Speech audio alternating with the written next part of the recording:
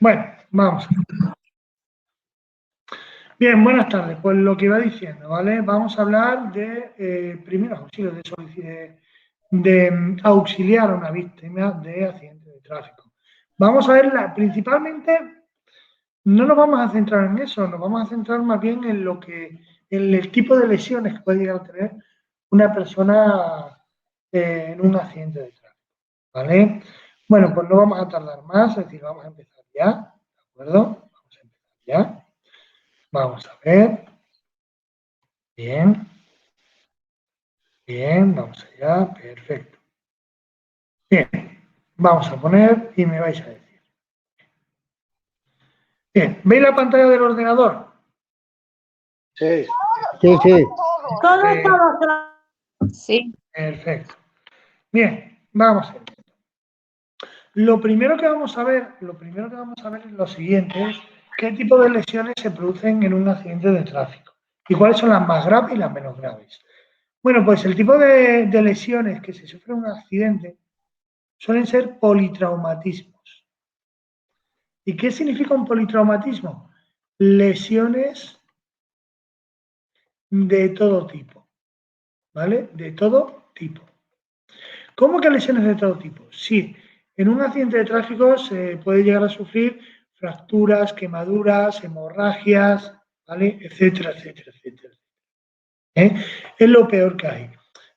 Un accidente de tráfico es muy peligroso, ¿de acuerdo? Bien, hay que tener en cuenta que en un accidente de tráfico,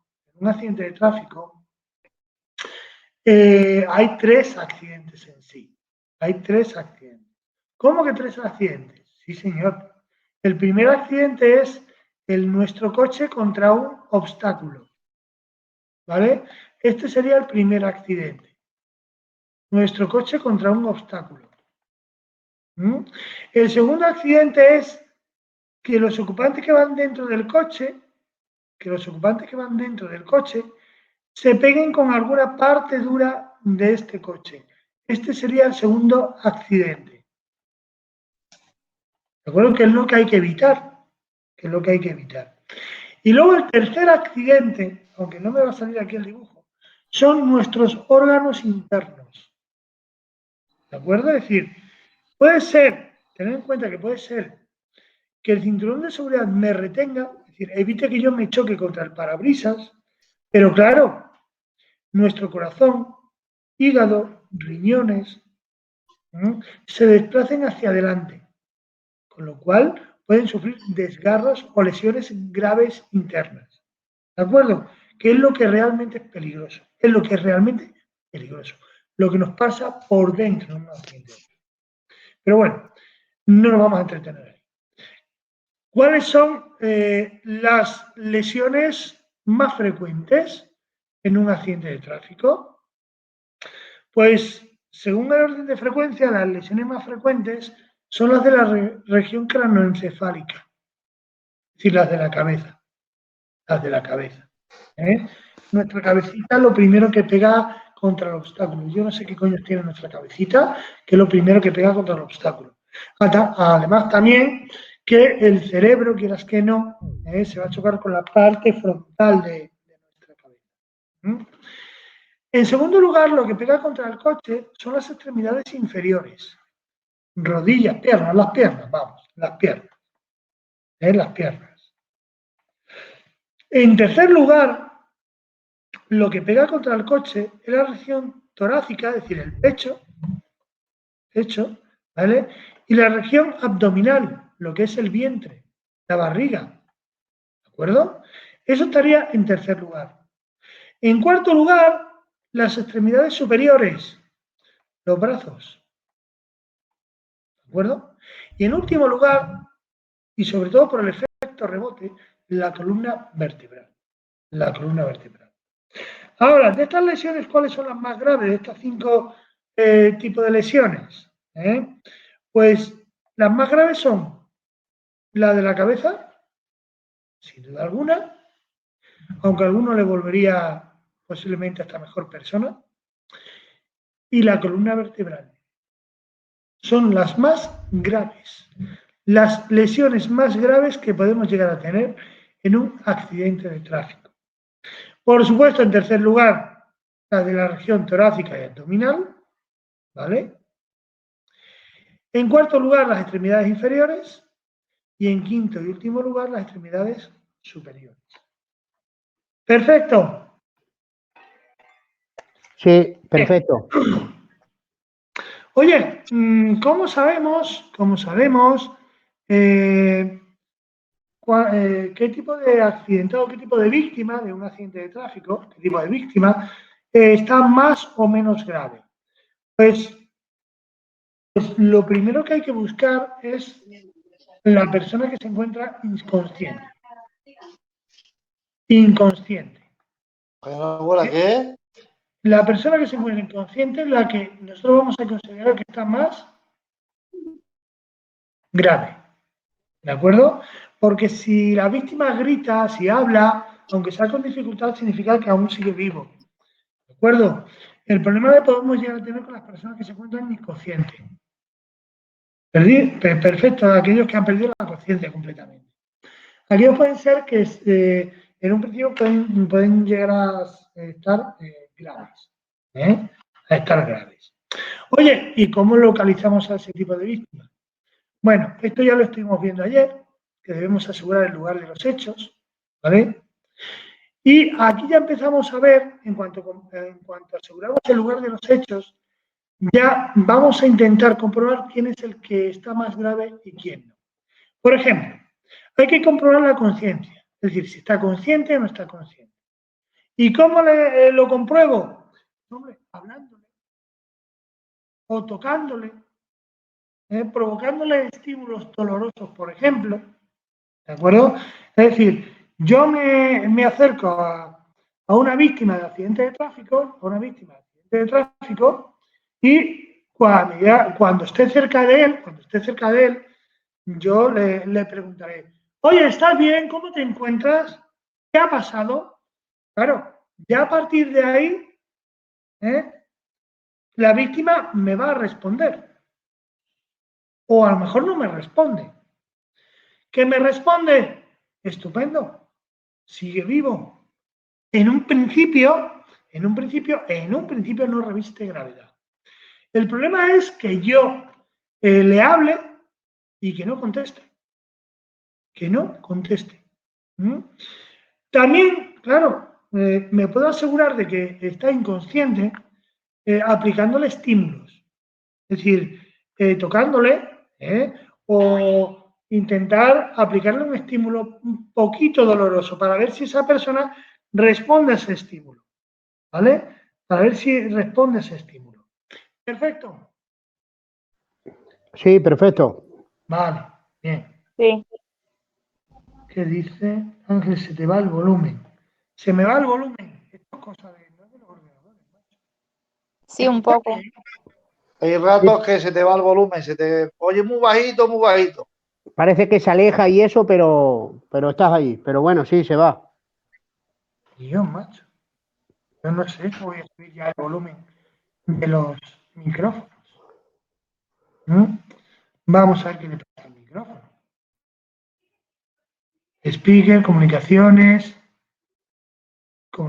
micrófono. Vale. Está bien en un principio. Bueno, vamos a seguir. Vamos a seguir. Bien, ¿me escucháis, no? Sí. Sí, Sí. Bueno, pues hemos preguntado cómo se encuentra la persona y si ha respondido, pues no hay ningún problema. Pasamos a lo que se denomina valoración secundaria. ¿Y qué es una valoración secundaria? Comprobar el resto del cuerpo a ver si tiene alguna hemorragia, alguna fractura, alguna pequeña quemadura. ¿Vale? Eso sí responde. Pero ¿qué ocurre si no responde? Aquí es donde empieza lo peligroso.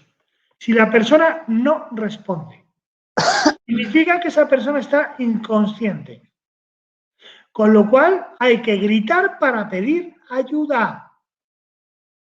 ¿Vale? Hay que intentar buscar ayuda. Que nos echen una mano. Que nos echen una mano. ¿De acuerdo? de acuerdo. Bien. Sí. Y ahora empezamos lo que se conoce como el ABC. A partir de aquí, a partir de gritar para pedir ayuda, comenzamos a aplicar lo que se denomina el ABC. El A se refiere a abrir la vía aérea. Cuando una persona esté consciente, tenemos que comprobar si esa persona tiene obstruida o no tiene obstruida las vías respiratorias. Y para eso hay que abrir las vías aéreas. ¿Vale? Hay que abrirle la boca, para que lo entendamos. Hay que abrirle la boca. Y comprobar si la vía aérea, si la boca en este caso, si en la boca hay alguna obstrucción que impida que esa persona respire. ¿De acuerdo? Eso es lo primero que hay que comprobar. Sería el A. Lleva muy poco tiempo el comprobar esto. ¿De acuerdo?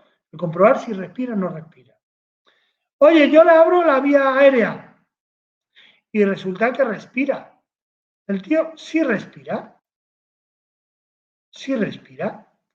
Pues entonces, como está inconsciente, le colocaremos en posición lateral de seguridad, que es decúbito lateral estable, posición lateral. ¿Y por qué? Por si acaso vomita. Vomita. Por si acaso vomita. ¿Perfecto? Sí. Perfecto, sí. Por si acaso. Esa posición, Ángel, se llama también posición de defensa o no? Sí, decúbito Vale, lateral estable, vale. posición de defensa, ¿vale? Bien. O posición lateral de seguridad. Se puede llamar de cualquiera de esas maneras. A un herido cuando le ponemos boca arriba se llama decúbito prono. No, perdón. Decúbito supino. Decúbito supino sería boca arriba. Decúbito lateral sería de lado. Y decúbito prono sería boca abajo. Es decir, la postura del misionero, Juan, para que nos entendamos. ¿Me has entendido o no me has entendido? Sí. En la postura del misionero, Juan, una de las parejas está de cúbito supino y la otra está de cúbito prono. ¿Nos entendemos? Ay, por favor. Sí, el de supino es boca arriba. Exactamente. Bien, nos hemos entendido, ¿vale? Bien, esto es, imaginemos que abrimos la vía aérea, respira, ¿vale? Si respira, con lo cual al estar inconsciente le pondremos en posición lateral de seguridad. Pero ahora ocurre lo peor. Hemos abierto la vía aérea, comprobamos que no haya ninguna obstrucción en la boca, ni un poquito más abajo, es decir, que veamos si respira o no respira, ¿vale? Y vemos que no lo hace. Vemos que no lo hace. Pues hay que pensar lo peor. Hay que pensar que esa persona ha entrado en parada cardiorrespiratoria. ¿Vale? Ha entrado en parada cardiorrespiratoria. Con lo cual hay que realizarle la reanimación cardiopulmonar, la RCP. ¿De acuerdo? Sí. Es decir, aquí los expertos no se complican la vida. Nos dicen lo siguiente. Señores, si una persona no respira, preparaos, porque entonces tampoco tendrá pulso. Es decir, y si tiene pulso, será muy poquito. Con lo cual comenzaremos a realizar la reanimación cardiopulmonar. Perfecto. Lo que ocurre en un accidente de tráfico, lo que ocurre es lo siguiente, que esto lo quisiese yo que estéis atentos. Antes de empezar la RCP, hay que ver si esa persona tiene alguna hemorragia importante, sufre, no es que tenga, sufre alguna hemorragia importante. ¿Vale? Hay que comprobar si sufre alguna hemorragia importante. ¿A qué es debido esto? Sabemos que una hemorragia es una gran pérdida de sangre. ¿De acuerdo? Una gran pérdida de sangre. Bien por alguna herida, bien por el accidente, lo que sea. Bien, una hemorragia es una gran pérdida de sangre. De nada serviría realizarle la RCP si esa persona está perdiendo sangre. De nada serviría. Con lo cual, lo primero que hay que intentar hacer, si vemos que sufre una hemorragia importante, es intentar cortar esa hemorragia. Y ya explicaremos dentro de un momento cómo intentamos cortar esa hemorragia. Una vez que logremos cortar esa hemorragia o reducir esa hemorragia, comenzaríamos con la RCP. ¿De acuerdo? Debéis tener en cuenta que una persona adulta, una persona suele tener unos 6 litros de sangre. Si no me equivoco, ¿vale?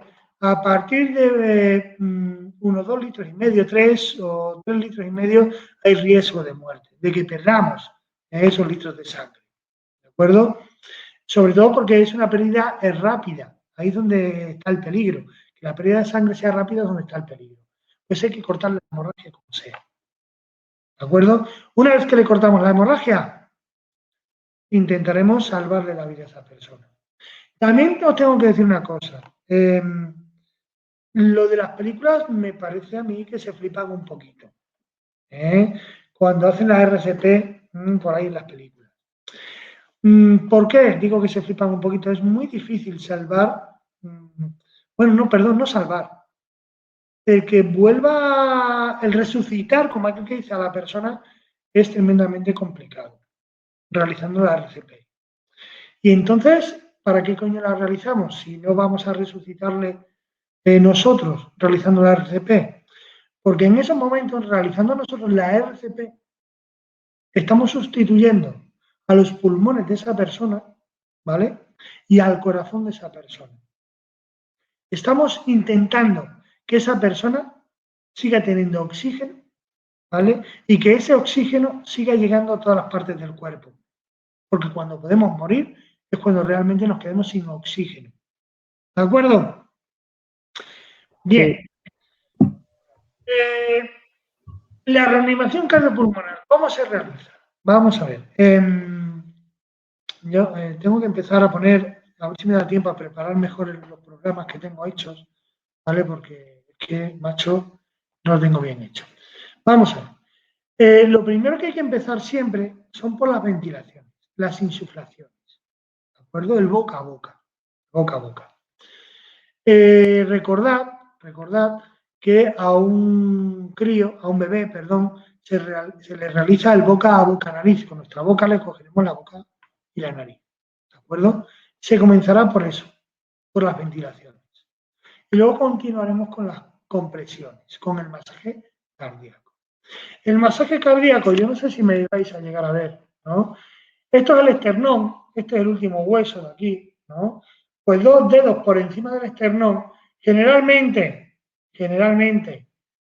donde están los 2 pezones, generalmente, ¿vale? En el medio es donde nosotros comenzaremos a realizar el masaje cardíaco. El masaje cardíaco. Hay excepciones. Creo que, por ejemplo, si alguien entiende de esto, creo que me podría ayudar. Creo que a las embarazadas el masaje cardíaco, creo que encima se le realiza más arriba. ¿Vale? Creo que se le realiza más arriba. Bien, ya que por el embarazo todos los órganos se le suben un poquito más arriba. ¿De acuerdo? Creo. Espero no equivocar.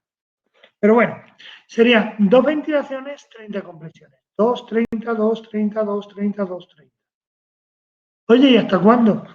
Pues hasta que logre salvar la vida de la persona. Y si no logro salvarle la vida, pues mirad, si llegan antes los primeros auxilios, pues hasta que lleguen los primeros auxilios, hasta que lleguen los sanitarios. Pero nosotros no podemos parar, ¿vale? Hay situaciones en las que sí podríamos parar. Por ejemplo, en caso de extenuación. Imaginemos que ya nos cansamos, que llevamos tanto tiempo realizando que nos cansamos, o lo que ya no podemos más. Será una causa justificada. ¿De acuerdo? Decir también lo siguiente. La reanimación cardiopulmonar o cardiorrespiratoria, intentar siempre realizarla dentro de los 4 minutos después la persona que haya quedado, bueno, inconsciente no, perdón, de que haya dejado de respirar, ¿vale? Dentro de los 4 minutos posteriores a haber dejado de respirar. Oye, pero si resulta que tenemos que poner los triángulos, chalecos y todo eso, no va a dar tiempo, de sobra, ya os digo yo, que en esos momentos triángulos, chaleco y eso no tardáis ni 3 minutos, Dios mío, ni 3 minutos. Hay algo que se me olvidaba explicar, ¿no? Hemos dicho que había que abrir la vía aérea, ¿no? Una persona inconsciente, para ver si respiraba o no respiraba y a ver cómo lo hacía, para comprobar si, por ejemplo, la lengua no se le había caído hacia atrás. Una vez que vemos que no respira, que hemos abierto la vía aérea, vamos a comprobar si respira o no respira. Es algo que se me había olvidado. Yo es que voy por lo visto corriendo. ¿Y cómo lo hago? Acercando mi mejilla, mi cara, mi mejilla, ¿vale? Mi mejilla a la nariz y la boca de la víctima inconsciente. Y mirando a la vez hacia el pecho, ¿de acuerdo? Notaremos el aliento en nuestra mejilla. Y también de esa manera veremos si se infla, ¿vale? Y se desinfla el pecho. Una forma de comprobar, ¿vale? Si esa persona respira. Eso no nos va a llevar más de 10 segundos, ¿de acuerdo? Luego, si respira, pues tenemos que ver cómo respira también. Y si no respira, comenzaremos con la RCP. ¿De acuerdo? Oye, y si respira, eso de ver,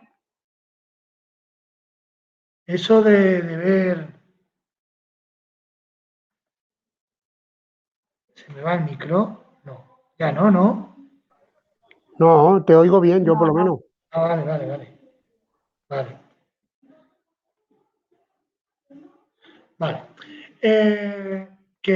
Si llegase a respirar la víctima inconsciente, tenemos que comprobar también cómo puede llegar a respirar, para saber más o menos las lesiones que puede llegar a tener. Si la respiración es normal, tened en cuenta que un adulto realiza entre 12 y 20 ventilaciones por minuto. Y ahí no habría ningún problema. Si la víctima respira en forma de ronquidos, pero lo hace en forma de ronquidos, puede tener parcialmente obstruidas las vías aéreas. ¿De acuerdo? Hay que tener mucho cuidado con esas personas, que se pueden terminar de atragantar. Y si la respiración de la víctima es superficial e irregular, estando inconsciente, puede ser daño cerebral grave. Normalmente lo es. Si encima ese tipo de respiración la acompaña, que por la nariz, o sobre todo por uno de los oídos, le sale un líquido blanquecino, ¿vale? Junto con sangre, significa que el daño cerebral es grave. ¿De acuerdo? Que el daño cerebral es grave. Perfecto. De acuerdo, sí. Bien. No me voy a parar a explicaros cómo se realiza la maniobra frente-mentón, y todo, porque no lo van a preguntar. Lo que suelen preguntar es con qué frecuencia se realizan las ventilaciones y con qué frecuencia las compresiones. En un adulto son dos ventilaciones, 30 compresiones. 2:30, 2:30, 2:30. A un bebé, generalmente también la frecuencia con la que se realiza la reanimación cardiorrespiratoria también es 2:30, pero cuidado, hay muchísimas diferencias. Por ejemplo, el masaje cardíaco a un bebé se le realizará con 2 dedos, ¿vale? Con 2 dedos. Sí, ¿por qué? ¿Por qué nosotros con 2 dedos y veremos que algunos sanitarios lo hacen con los 2 pulgares? Pues precisamente porque nosotros no somos sanitarios, ¿vale? Somos inexpertos. Nosotros lo realizaremos con los 2 dedos. Tengo que deciros que a un adulto cuando se le realiza un masaje cardíaco tenemos que ser capaces de hundir el pecho entre 4 y 5 centímetros. ¿Vale? con un bebé tened mucho cuidado. ¿De acuerdo? Igual que nosotros en las ventilaciones a un adulto le echaremos todo el aire que tengamos en nuestros pulmones, ¿de acuerdo? Sin embargo, a un bebé solamente le meteremos el aire que tengamos en ese momento en la boca. ¿De acuerdo? Ahora, con un bebé, la frecuencia con la que debemos realizar todo esto es la siguiente manera. Vamos a ver. Vamos a ver si vemos. ¿Vale? Compartir. Vale. A un adulto, nosotros le realizaremos dos ventilaciones, ¿vale? 2 ventilaciones, 30 compresiones. 30 compresiones. 30. Es decir, esa será la frecuencia. A un bebé, nosotros, antes de comenzar por las 2 ventilaciones, 30 compresiones, empezaremos en vez de por 2, por 5 ventilaciones. 30 compresiones, 2 ventilaciones, 32, ¿vale? Esa es la frecuencia, esa es la diferencia entre la reanimación cardiopulmonar de un adulto a un bebé. Y al adulto empezaremos por las 2 ventilaciones, 230, y a un bebé empezaremos por 5 ventilaciones y luego 30 compresiones, 230. Perfecto. Sí, perfecto. Bien. Oye, que logramos reanimarle, logramos que vuelva de nuevo la respiración, ¿vale? Y que tenga pulso, que vuelvo a repetir que no es la principal misión nuestra, ¿de acuerdo? Porque va a ser muy difícil, pero lo logramos, puede ser que lo logremos. Pues entonces empezaremos por la valoración secundaria. Es decir, al lograr que esa persona respire, que tenga pulso, comenzaremos por la valoración secundaria. Ver si qué otro tipo de lesiones sufre esa persona. ¿De acuerdo? Ver qué otro tipo de lesiones puede llegar a sufrir esa persona. Como por ejemplo, ¿cuál? Pues como por ejemplo, las hemorragias. Tenemos que comprobar, primero, ya lo dije antes, primero hay que comprobar si hay alguna hemorragia grande. Si la hemorragia es pequeña, pues mira, mejor que mejor. Las hemorragias. ¿Qué es una hemorragia? Una salida de sangre. Una salida de sangre. ¿De dónde? Puede ser de las arterias, puede ser de las venas, ¿vale? O incluso de los capilares sanguíneos. Las más peligrosas son estas. La de las arterias. Estas son las más peligrosas, las de las arterias, ¿vale? Las hemorragias se dividen según su origen o según el tipo de vaso sanguíneo roto. Por ejemplo, según su origen, las hemorragias pueden ser internas. Algún vaso sanguíneo del interior, por el interior del cuerpo, se ha roto. Algún vaso sanguíneo en el interior del cuerpo. Son las más jodidas, las hemorragias internas. ¿Por qué? Porque son difíciles de localizar. Son difíciles de localizar a tiempo. A tiempo. ¿Vale? Tenemos la hemorragia externa. La hemorragia externa. La hemorragia producida por la ruptura de un vaso sanguíneo que la sangre sale a través de la piel. ¿De acuerdo? Este tipo de hemorragias se suele producir por heridas abiertas. Y luego está la hemorragia exteriorizada, que nos puede dar una pequeña idea de que hay algún órgano, algún sistema dentro de nuestro cuerpo que falle o que tenga algún problema, que sufra una hemorragia, ¿vale? La hemorragia exteriorizada es la sangre que fluye al exterior a través de algunos orificios de nuestro cuerpo. Por ejemplo, puede ser que echemos sangre por la boca, ¿vale? ¿De acuerdo? Puede ser que sangremos por la nariz o puede ser que sangremos por el oído. ¿De acuerdo? Es decir, la hemorragia se ha producido en el interior, pero la sangre fluye al exterior por algunos orificios de nuestro organismo. ¿De acuerdo? De nuestro cuerpo, perdón. De nuestro cuerpo. Perfecto. Son las 3 clases de hemorragias que hay. Interna, externa y exteriorizada. Pero sin duda alguna, la jodida es esta. Esta. ¿Vale? Bien, según el vaso sanguíneo roto, pues la menos peligrosa es esta, la capilar, en la que nos solemos provocar todos cuando tenemos un pequeño roce, alguna pequeña herida, ¿vale?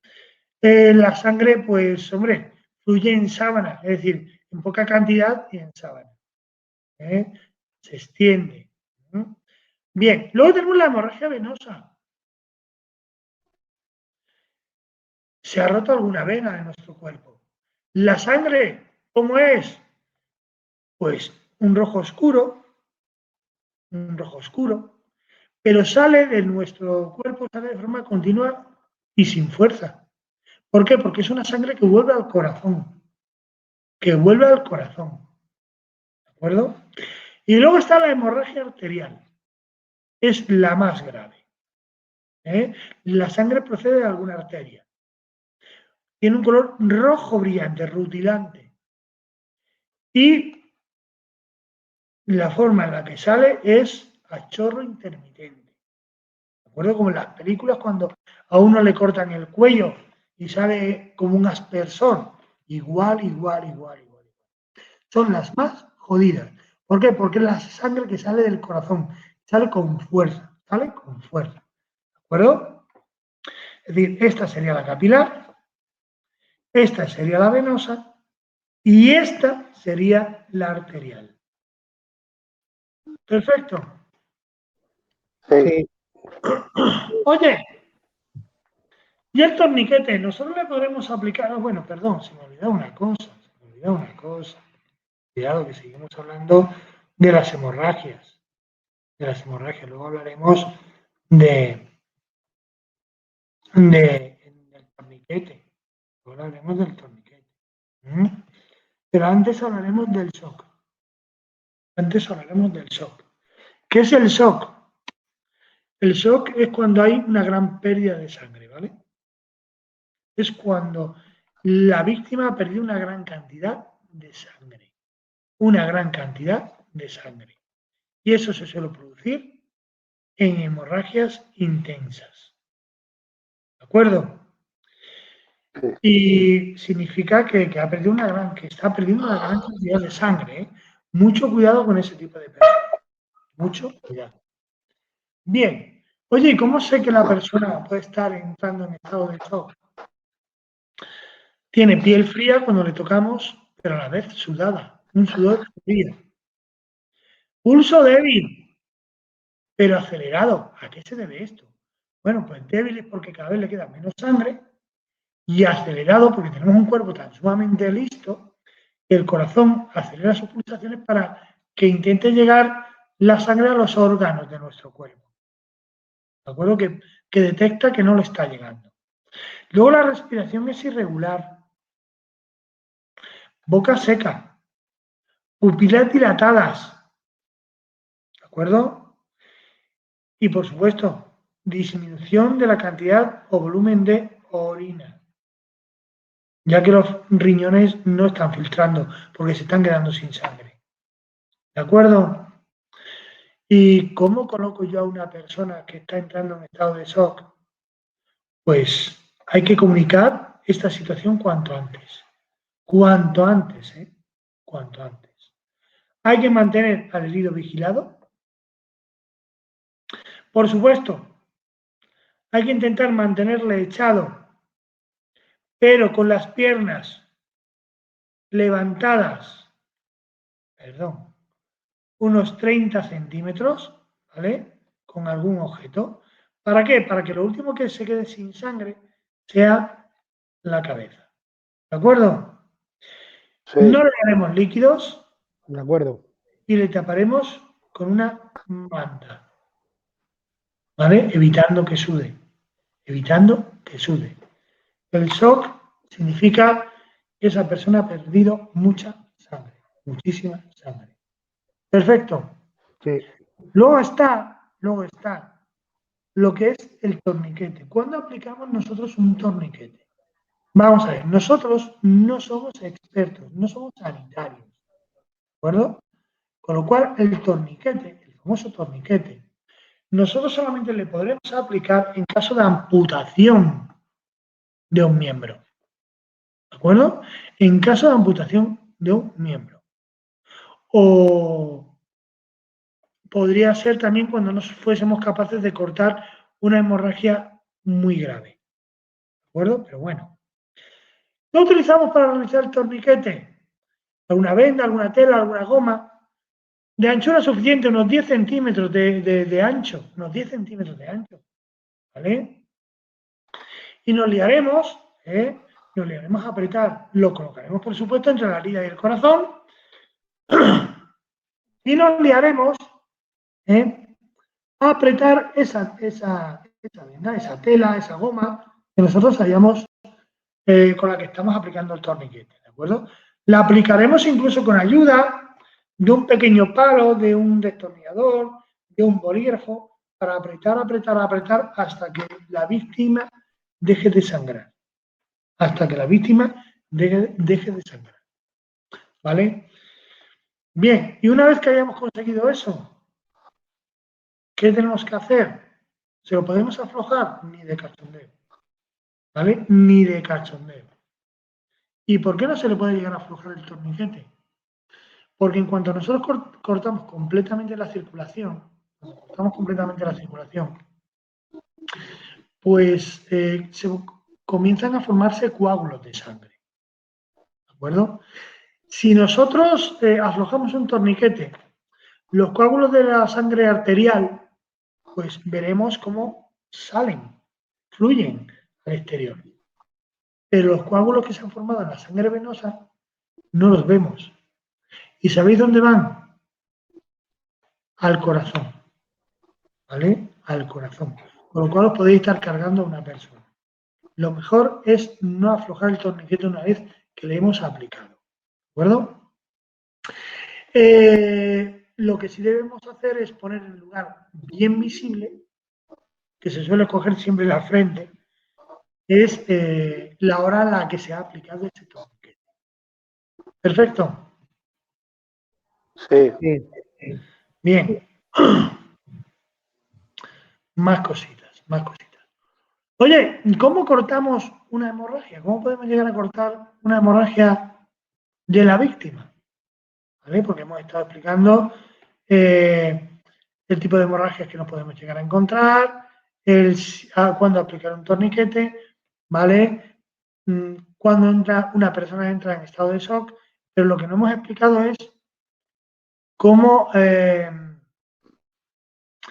actuamos cuando una persona, pues tiene una hemorragia y nosotros se la intentamos cortar, se la intentamos cohibir, ¿vale? Pues vamos a ver si lo tengo aquí. Vamos a ver si lo tengo aquí. Creo que lo tengo aquí. Aquí está. Aquí está. Bueno, tengo todo empezado, pero nada terminado. Vamos a ver. Para intentar cortar o reducir la hemorragia en una persona, lo primero que tenemos que hacer es presión directa sobre la herida. ¿Vale?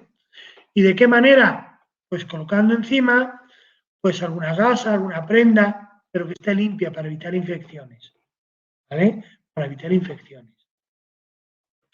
Oye, que resulta que esa prenda, esa gasa que le hemos aplicado, que le hemos puesto, que se llena de sangre, se empapa de sangre, que no se corta la hemorragia, pues colocaremos otra encima sin quitar la anterior, ¿eh? Sin quitar la anterior, aplicaremos otra encima. ¿De acuerdo? Pero oye, que tampoco se corta con eso. Pues hay que elevar el miembro afectado.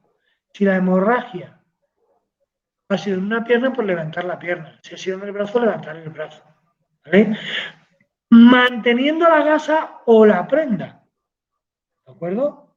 Manteniendo la gasa o la prenda. Oye, que es que no se corta con eso, joder, es curioso. Pues hacer esto. intentar realizar presión sobre la arteria que lleva la sangre a la zona de la hemorragia. ¿De acuerdo? Manteniendo las gasas y el miembro elevado. Oye, ¿vale? ¿Y dónde están esas arterias? ¿Dónde están esas arterias? Vamos a ver. Pues, por ejemplo, yo voy a poner algunos, ¿vale? Algunos ejemplos. Si, por ejemplo, la hemorragia fuese en la cabeza, por supuesto vamos a intentar poner presión en una de las dos arterias carótidas, en una de las dos, no sobre las dos que os cargáis al tío, ¿vale? Hay que ver dónde está esa hemorragia, si en un lado o está en el otro. Dependiendo en qué lado se encuentre, nosotros presionaremos una o presionaremos la otra. Oye, que resulta que es en el brazo. Pues podemos presionar aquí, por aquí pasa una de las arterias que tenemos, ¿de acuerdo? O aquí, debajo del sobaco, aunque nos dé como asco. Y en la pierna, pues en la pierna puede ser en la arteria femoral. En las personas obesas incluso tienen que ser hasta con el puño, ¿de acuerdo? Pero bueno, intentar buscar la arteria que riegue esa zona, que afecta a esa zona de la hemorragia. Bien, vamos a ver, compartir. Sobre la arteria de la ingle, y si la hemorragia es en el brazo, presionaremos en el hueso de la axila, ¿vale? En el hueso del brazo. Perfecto, ¿no? Perfecto. Aquí hay una imagen que la tengo que ampliar, para que sepáis más o menos dónde se podría presionar en caso de una hemorragia. ¿Vale? Bien. Tengo que decir una cosa. Ah, mira, la hemorragia externa. Vale. De acuerdo, aquí está. Vale, estado de shock, heridas. Vale. Tengo que decir una cosa. Nosotros, las heridas, las hemorragias, nosotros las taparemos, no las taponaremos. Bueno, una cosa es taponar y otra cosa es tapar. ¿De acuerdo? Es decir, si por ejemplo tenemos una víctima que sangra por la nariz, que a ninguno de nosotros se le ocurra meterle, ¿vale?, algo en la nariz para cortar esa hemorragia. Eso se llamaría taponamiento. Nosotros no somos expertos. Con lo cual nosotros solamente nos dedicaremos a tapar. ¿Vale? Que la persona sangra por uno de los oídos o por los dos. Nosotros no nos dedicaremos a meter nada, a taponar nada. Nosotros solamente nos dedicaremos a tapar, no a taponar. ¿De acuerdo? A tapar, no a taponar. Bien, vamos a hablar un poquito de las heridas que se pueden provocar en un accidente de tráfico. Cómo hay que actuar. Las heridas, ¿vale?, pequeñas, las pequeñas heridas que tenga una persona. ¿Vale? Vamos a ver. Las heridas deben cubrirse con apósitos estériles, por supuesto. No se deben explorar ni manipular. No debemos meter el dedo a ver lo que hay. Oye, si hay un objeto clavado, no hay que retirar ese objeto, ¿vale? Porque puede ser que esté evitando una posible hemorragia. ¿De acuerdo? Hay que taparla con ese objeto clavado. Y solo las heridas leves las podemos limpiar. Y siempre de dentro hacia afuera. ¿De acuerdo? Utilizando agua. Nunca utilicéis productos como agua oxigenada, alcohol, todo. Y no utilicéis esas cosas. ¿Por qué? Porque en esos momentos no sabemos si la persona es alérgica o no es alérgica a ese tipo de producto. ¿De acuerdo? Con lo cual, olvidaos de darle nada. ¿Vale? Luego las quemaduras. Una persona que ha resultado quemada en un accidente de tráfico. Pues, hombre, no hay que quitar la ropa adherida a la piel. Además de que provoca un gran dolor.